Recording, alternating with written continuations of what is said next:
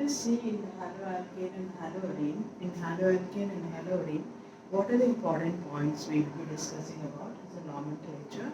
How do you define? How do you name that in the IUPAC nomenclature? Nature of CX bond, the carbon and halogen bond, and also the physical and the chemical properties of haloalkanes and haloarines. Then we will be also looking into the optical rotation and the mechanism of substitution reaction. In the substitution reaction, we need to learn about the SN1 and the SN2 reactions. So let us go deep about what are the aspects we will be learning in the haloalkanes and haloarines. And what's a chapter which is very important over here is that most of the questions are asked in from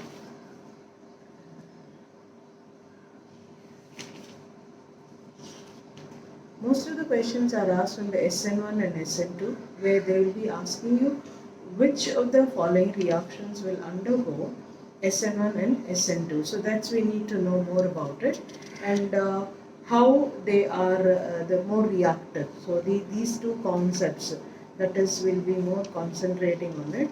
So let us jump on to the reaction what we are going to learn. Before we go into it, let us see what is a haloalkane. Haloalkane is an alkyl halide and the general formula for that is Rx. The general formula for the haloalkane is Rx and R stands for the alkyl group. The alkyl group could be any number of carbon atom in it like CH3, CH3, CH2 or CH3, CH3, CH2, CH2. So many numbers. So the R represents any number of carbon halogen group in that. So that we call it as a haloalkane. Halo means halogen compound like X. It is chlorine, bromine, iodine, fluorine, astatine. We won't be taking fluorine and astatine because fluorine is highly reactive. Astatine also we won't be taking. So most of the case, whenever you are taking haloalkane, you need to write either bromine, chlorine, or iodine. That's for the better. And then how do we define this two types? There are two types of haloalkane in halo. You have aromatic and aliphatic. In aliphatic, like monohalides, in that you have the CH3, CH3X. And then you also have a sp2 hybridized and another one is sp hybridized. So there are three types in aliphatic. We will have monohalides, in that only one halogen group is there, so the carbon could be sp3 hybridized and another carbon could be sp2 hybridized and another carbon could be sp hybridized. So let us see what it is. Another one in aromatic compounds. And aromatic compounds will have three types. What is that? One is dihalide, another one is trihalide, and third one is a tetrahalide. Then there you will have a geminal dihalides. What do you mean by geminal dihalides? In that a carbon is attached to the same carbon. A carbon, when halogen is attached to the same carbon, we call it as gemin. And if it is vicinal dihalides are the one where the carbon is attached to the adjacent carbon. Where the carbon is attached to the adjacent carbon. So let us again say what is a haloalkane and haloarine. A haloalkane is an alkyl halide where the general formula is Rx and R could be an alkyl group. And how do we classify them? The classification of the halogen compounds is a halogenated hydrocarbons. There are two types, aliphatic and aromatic. In aliphatic you have monohalides and you also have dihalides, trihalides and tetrahalides. And in the monohalides you can have three types of halogen.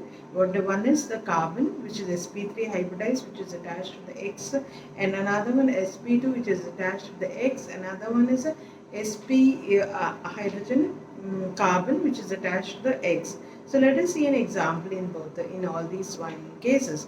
Then you have another one is a dihalide, trihalides, and tetrahalides. In that, the dihalides there are two. Geminal. Geminal means both the X compound is attached to the same carbon, and vicinal means a carbon attached, a halogen attached to the next carbon. It is called vicinal. So let us write one example now. How do we classify them and how can we arrange them? So before we go into that, let us again recapitulate. What we are going to learn in this lesson is nomenclature. How do we name according to the UPSC name? Nature of CX bond and physical and chemical properties, optical rotation and mechanism of substitution reaction. Now in this we cannot jump on to the another concept because we need to know the detail about how to classify them. So before we go into that, let us learn how do we what is a halogen compound is. Let us take an Rx. Rx. Rx it is. Rx could be a halogen. What is a halogen? Could be chlorine, bromine, iodine. And avoid using, don't use fluorine and astatine. Let us not use that. So we will be using chlorine, bromine, and iodine for the substitution cases. Now let us go on to what is, so this is aliphatic, this is aliphatic, this is aliphatic, another one will be writing is aromatic. So you have an aromatic compound where a halogen group is attached to a benzene ring, that is aromatic compound. So there are two types of them. There are two types, one is aliphatic and aromatic. And this X could be chlorine, bromine, iodine, fluorine or astatine. But we will not be using fluorine in most of the case because it will be highly reactive. Aliphatic we have Rx, and then what does this R represent? R represents, it could be a CH3 or it could be a CH3, CH2. So any number of carbon alkyl group is called as an R group.